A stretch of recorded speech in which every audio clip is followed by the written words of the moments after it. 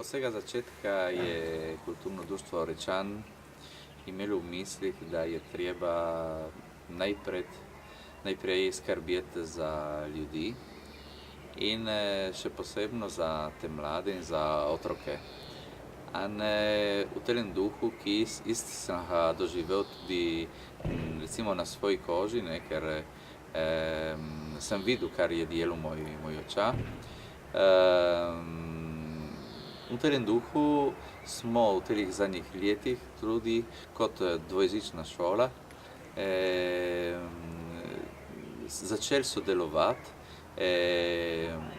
na take reči, ki so bolj pomembne in za otroke, za naše mlade, ki tukaj se učijo in ki morajo biti povezani s teritorijem.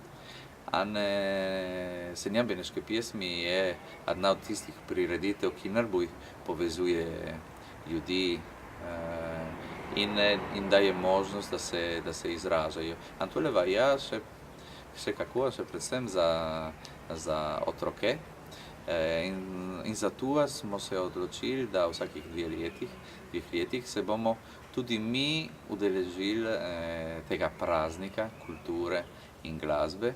In zato smo s kolegi dali kot tudi eno načrto, da bi pripravili eno pesem in tako, da naši otroci bi tudi in z družine bi spoznali telo realnost, ki je tako pomembna za našo Benečijo.